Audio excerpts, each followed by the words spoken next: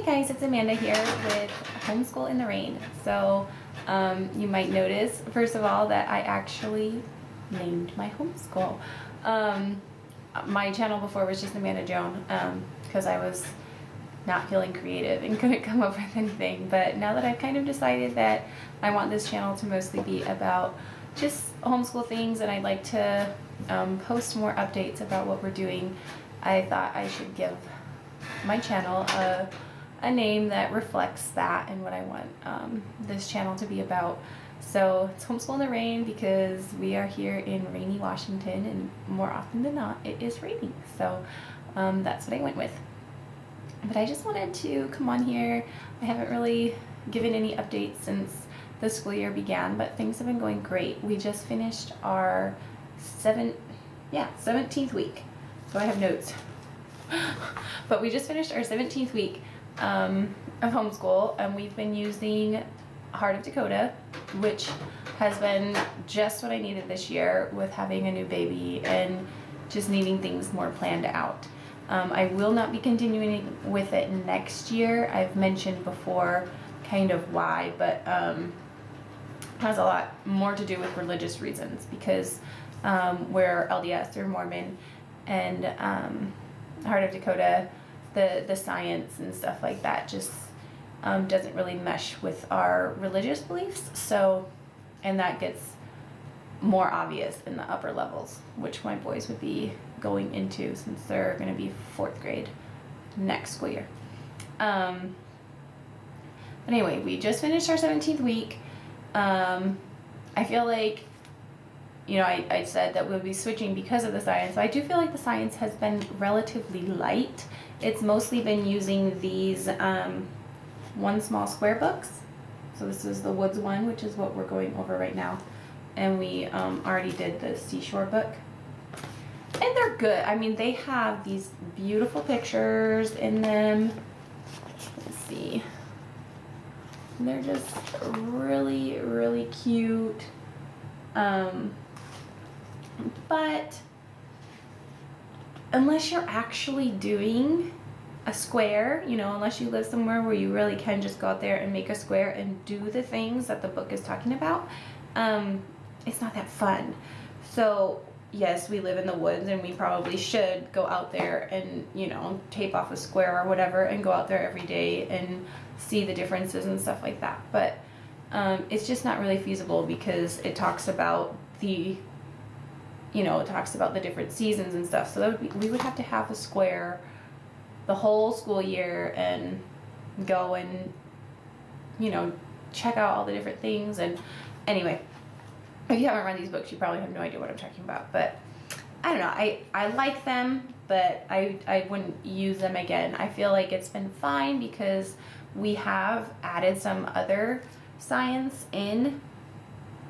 We have some other homeschooling friends who have been studying chemistry this year, so they invited us to come over. We've gone over there probably about 6 times now, something like that. But she's been doing 2 different chemistry units because she has kids that are around my boys' age. My boys are 8, and then older, so she has a middle school, up to middle school. So some of the units we haven't been doing it because it's just too advanced, but she did have an Ellen McHenry chemistry that we kind of tagged along on. So we did some really fun, cool things. Like they made a table of elements game, like Battleship. And they made pillowcases using fabric markers. And that was the table of elements. And it's just been kind of fun for them. So we have added that in, so I feel like it's been fine that the science in the actual Heart of Dakota has been kind of light. Another thing is, I feel like the art in both, we're doing 2 different Heart of Dakota units, and for my 3rd graders and for my kindergartner, I feel like the art is a little babyish, and we haven't done a lot of it. We've done some of the painting things, but for the most part, it's just kind of, take it or leave it, whatever. So I finally decided to add in something else. I just finished printing this off, but we are going to do the chalk pastels by Hodgepodge, Southern Hodgepodge. It's Trisha Hodgins, but this is the art in space for all ages. So sorry, this is just the cover page because I just finished printing it off. So I just picked up that, and I picked up a few. I got some chalk pastels for each of my kids. So I got 3 of these, and I think we're just gonna kind of work our way through it. Maybe do one once a week or whatever. And we actually just quickly watched a tutorial on the on YouTube and did one of them with my boys. It took us a couple minutes, and they had fun. So that's another thing. Also, I feel like the math, we've been doing Singapore math, and my boys are in the 3rd grade level, and I actually really like it, and it works really well for one of my boys. I have identical twins, so it works really well for one of them, and then one of them struggles just a little bit just because he's not as quick to memorize. Oh, so I was saying, one of my sons just has a harder time with memorizing his multiplication facts, and I guess I need to be more proactive about reviewing them with him. So I have gone so far as to actually schedule these things into my planner so that I am checking them off every day and making sure that we're doing them. So sorry, my nose is really itchy. So what we've added in, we have the wrap-ups. So I making sure that they are doing these every day. So like this week they did ×3 and ×4 every day, because I just really want them to get faster at knowing their times tables. So we've added this in. I bought this CD called Multiplication Motivation. The songs are totally lame, but it's just basically a skip counting CD. So this week they've been listening again to the one, it's called the Circle of Threes, and then the Force Hop. So just to, again, get those numbers kind of in their head so that they know what comes when they're doing their skip counting. And I literally do have it in my planner. I wrote down like song and which song they're supposed to listen to so we can check it out. And then one last thing I got for that is this multiplication facts in 7 days. Simple method for success. We've added in some read alouds. So we've been doing all of the read alouds that come with Heart of Dakota. Some other ones that we've done, like right now we're reading Farmer Boy. I've read to them, why can't I think of it right now? Dr. Dolittle, one of the Dr. Dolittle books. I just got it at like Half Price Books or something like that. And then my husband has read tons of books. He reads to them every night before they go to bed. They love it.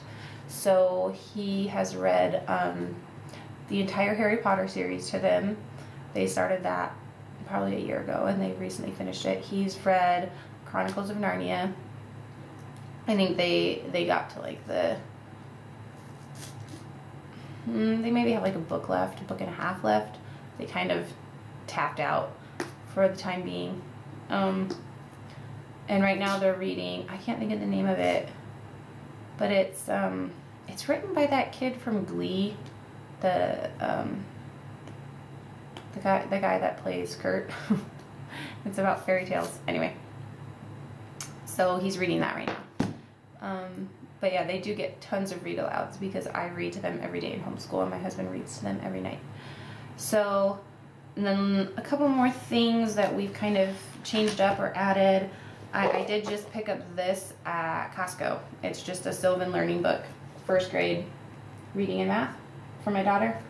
She's in kindergarten, but I feel like she finishes her work in 30 minutes, and then we're kind of just scrambling for just things to keep her busy or keep her out of our way. So I figured I can add in a few things here and there just to solidify some of the stuff she's been learning.